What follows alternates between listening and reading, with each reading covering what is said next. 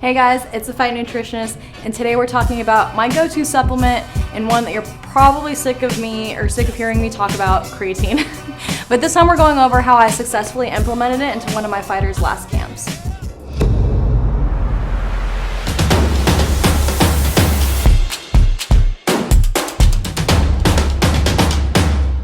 All right, so real quick, before I suggest any supplement, I always ask myself if it's appropriate for that athlete.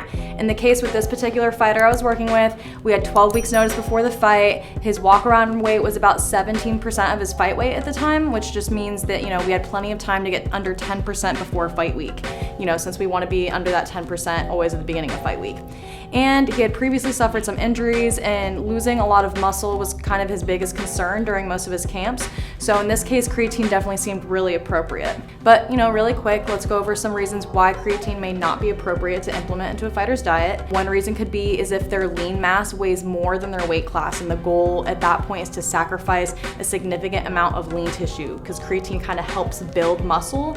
So it wouldn't really be appropriate in this situation, but again, that should be determined by a qualified health professional, since losing lean tissue can lead to a lot of health consequences and definitely a lot of decreased performance. So that's not a goal that we typically like to have during our fight camps, but in that special case, if you do need to sacrifice some muscle mass, creatine isn't going to be appropriate in this time.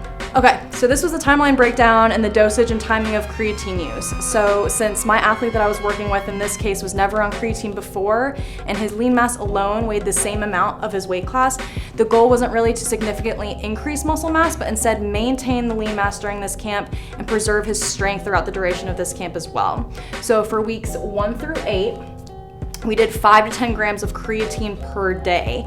And then starting on week 9 is when we initiated that washout period. This was decided, since this was the athlete's first time taking the supplement, and we wanted to remove any chance of extra water retention and kind of see how he reacted to it. That's why we kind of initiated this 4-week washout period. But one way that you guys can implement this, if you have been on creatine before, I would suggest not so much a washout period, but a strategy in which you kind of titrate down your dose. So for example, like with this fighter, we were doing up to 10 grams of creatine per day. But maybe when it came to that last month of, approaching his fight, let's say our fight day is right here, we got 4 weeks. Instead of stopping the creatine completely, what we could have done is maybe titrate down the dose. So, we're doing about 10 grams a day. So maybe week 9, we bring it down to 5 grams a day. And then week 10, we decrease that to 3 grams a day.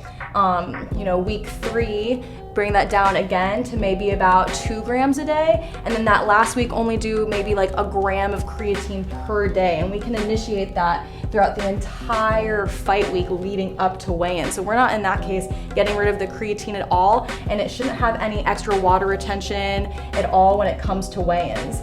So in that case, that would be a really great way to kind of titrate down the dosage, so you're not getting rid of it, you're still maintaining all those great benefits, especially those neuroprotective benefits for my fighters, which is really important leading up to the fight. So again, in this case with my fighter, we did a complete washout of it, 4 weeks leading up to weigh-ins. Fighter made weight successfully, and then after weigh-ins, what we did was we added 10 grams of creatine to the rehydration beverages that also contained electrolytes and some simple carbs. So again, creatine kind of helps facilitate that sugar or glucose back into our muscles, therefore enhancing glycogen resynthesis and water reabsorption, which are both the major goals after weighing in. Even if you guys don't take creatine regularly, I would still highly suggest implementing it into your post-weigh-in regimen, only because, like we said, creatine kind of helps facilitate those sugars back into your muscles. It helps with water reabsorption, which are both really great rehydrating agents. So great timeline to follow if you are using creatine in your diet and you're worried about it leading up to a fight. You can do that 4-week washout period, or you can titrate it down like we just mentioned previously. So I hope you guys enjoyed this video. We'll be doing more next week. So if you guys have any questions, make sure to DM me at The Fight Nutritionist or go to my website, thefightnutritionist.com. See you guys next week.